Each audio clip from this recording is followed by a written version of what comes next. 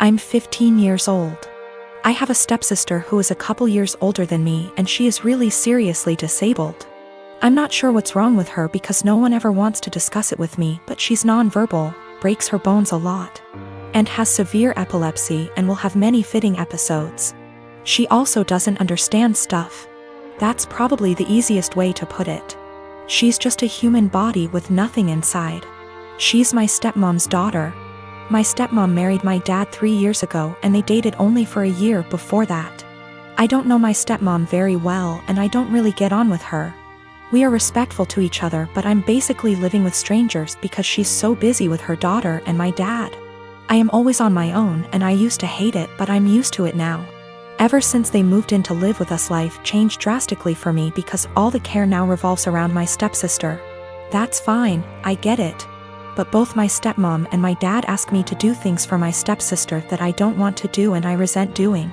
Stuff like staying home when I want to go to the mall with my friends. They're disappointed that I don't get her anything for her birthday with my very limited funds, etc. My own mom passed away when I was small, so I can't go and stay anywhere else, and all in all I'm just a lot more angry than I used to be, because they seem really disappointed whenever I say I don't want to do anything for her.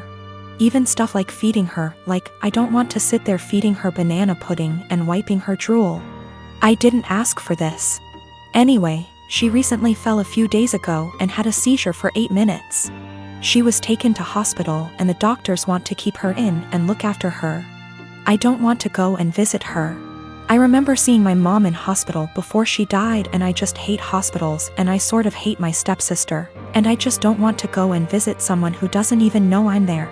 My stepmom is really upset with me and so is my dad. They haven't yelled at me or anything, but they are both being super cold towards me because I don't want to visit. My grandma who lives in Canada called me about the blue and told me it was okay. And I don't need to force myself to go to the hospital, so I'm assuming my dad has told her I'm refusing to go. He keeps pleading with me, but I keep telling him I'm not doing it. I told him hospitals remind me of mom and he got even more upset and said my stepsister might die and I need to stop being so selfish towards my stepmom. Almost all the marriages in my family have been arranged marriages. My mom's marriage to my bio dad was an arranged marriage, but it ended up in a messy divorce and him completely abandoning us before I was even born. My mom had a love marriage the second time, despite the disapproval of her family, and has been much happier with my stepdad than she probably would have ever been with my bio dad. Because of this, my mom has always been very adamant that she would not try to force us, my siblings and I, into arranged marriages despite what the rest of our family thought. I've been with my fiancé for 3 years now. We got engaged 2 months ago. He's met my parents and siblings, but as far as the majority of my extended family were concerned, I was single until 2 months ago. Early last year, my fiancé dropped me off home after work one day and my uncle was there. My uncle is the oldest sibling my mom has, so he's seen as the head of the family. He thinks he has a say in what the rest of us do. It was obvious my uncle was pissed, and he ended up grilling my fiancé, and I assume he met his standards. A lot of arranged marriages are about what both families can gain from one another, so he told my mom to get us married quickly. He wanted to make it look like we had an arranged marriage before the rest of our family found out. My mom ignored him and told us to keep dating if it's what we wanted. Over the past year, he's mentioned me getting married to my mom every single time he's spoken to her. Apparently, my uncle assumed just because he'd given the order that we were going to get married soon. He told my cousin, his daughter, that I had agreed to an arranged marriage, and because I had and she was older, she should agree to the match he'd found her. My cousin never mentioned this to me, but she did agree to marry the man my uncle found for her. They got married late last year. They haven't had a good marriage and my cousin is very unhappy. Her husband is incredibly controlling and hardly ever lets her go anywhere without him or a member of his family. Last week, she was over at my house when my fiancé came over to drop some of the clothes I'd left at his place over. When I told my family about my engagement, they all assumed it was an arranged marriage and I didn't bother clarifying because it really isn't anyone's business. You don't tend to do sleepovers if you're having an arranged marriage, so my cousin knew immediately it wasn't what she assumed. She started asking me questions about my relationship and I answered honestly. She got really angry at me and kept demanding to know why I didn't tell her about him. The thing is, I'm very close to this cousin, but I also know how our family is about dating, and I didn't want my male cousins trying to strong-arm my fiancé. They've jokingly threatened this before. She pretty much blamed me for her arranged marriage and said she only agreed because she thought I was going to have one too, and if I had told her I had a boyfriend, she would have had the courage to stand up to her family. She hasn't spoken to me since. I do feel bad for her. I know how unhappy she is, but if she had mentioned what my uncle told her earlier, I would have clarified. I don't want this to be the end of our relationship, but I don't know what I can do to fix this. I have 2 sisters that I'm close with. I also have a niece, Leah. Leah's 16, and after my ex-wife decided to split up and divorce due to infertility problems that lasted for 5 years, I started a college fund for Leah to help her go to her chosen college. That was in 2019. Now I visit my mother's home, where my sister and Leah are living, every week to spend the weekend together. This past weekend I was asleep upstairs while my mother, my sister and Leah were in the kitchen. I came downstairs to grab a glass of water and heard my sister talking about my ex-wife expecting a baby with her new husband. This struck a nerve and I kind of froze from shock. I then heard Leah react to the news repeatedly saying, "I told you so, I told you so." Then explained she's always thought that I was the one with a problem for not being able to have a baby with my ex, but that I was too afraid to admit due to fragile masculinity. I could not believe what she said, but what made it worse is her following statement about how my ex was smart to get a divorce before it was too late. I went upstairs and into the room and shut the door and stayed there for hours. Mom and sister saw me about to leave and insisted to know what the problem was. I didn't want to argue, but I told them that I heard what Leah said about me. Leah stopped eating and got quiet. My sister tried to play dumb, but I told her I heard their entire conversation about my ex-wife and her pregnancy news. My sister tried to backpedal, saying Leah is just a kid who doesn't know much about this stuff and was just spouting nonsense.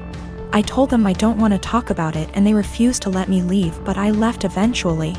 I later sent my sister a text telling her about how hurt and devastated I was because of what Leah said, and told her I will no longer be responsible for funding her education. My sister kept trying to call, then texted saying Leah didn't mean what she said and offered to make her apologize, but I didn't feel comfortable being in the same room with someone who blamed me for something that was out of my control and something that literally turned my life upside down. My mother tried to get me to come over so we could talk, saying Leah doesn't deserve me turning my back on her like that. I haven't seen my sister nor Leah after what happened, but they are still trying to contact me, which means there's still a room for a discussion, and so I've decided to go see them tomorrow. Sit down together and have a long conversation. But this, I admit that I was mad when I told my sister about the college fund cancellation. I love Leah so much and see her as my own daughter. Unfortunately, her dad, my brother-in-law, is deceased, and so I understand losing a parent at a young age and relate to the kind of hurt she carries inside. Lost my father in an accident when I was 11, and I think that sitting down and talking things out is the best option before I make any decision. Also, one more thing to clarify, both my ex-wife and I were having these fertility issues. Both sides, but since my ex-wife got pregnant soon after her new marriage, then my family thought that I was the problem originally. It is what it is, and I'm learning to not words get in my head so easily. I'm not mad at anyone, I'm just trying to move on with my life like anybody else. Tim and I met in an English literature class our junior year of college, and we've been together the 10 years since. While he ended up going into IT, I stayed in the liberal arts track and ended up doing non-profit work after college when I realized I didn't actually want to be a school teacher. Just to say that we always assumed he'd out-earn me by a considerable margin. Though when he made more, I always insisted we split things evenly to avoid potential resentment down the road. I've had sort of a non-linear career path, but ended up switching to the corporate world. To make a long story short, my liberal arts degree and time doing non-profit work gave me a lot of skills that enable me to really excel professionally in some more niche areas.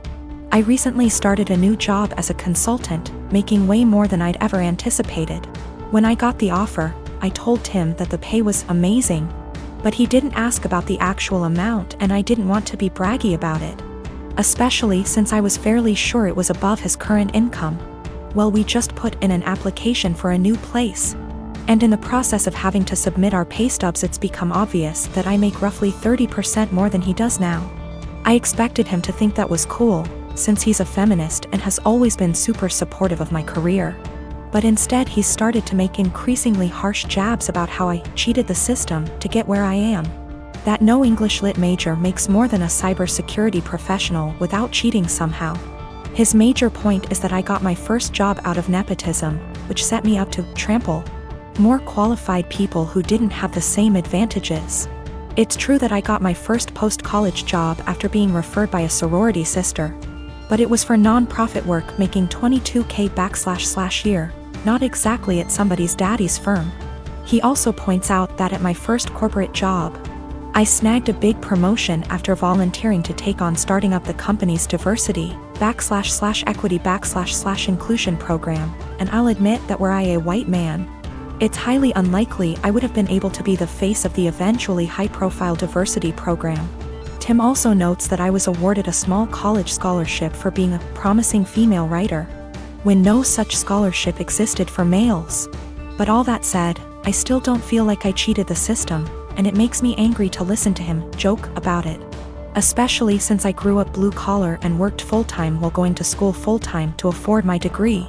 I reached a breaking point yesterday when he made a crack about how the new / first woman on his team is an obvious diversity hire. I told him that his jokes about women cheating the system to get ahead aren't funny or guy talk ribbing, as he says. They make him sound like an insecure little boy. He told me I was being a naive Karen and we haven't really talked since yesterday.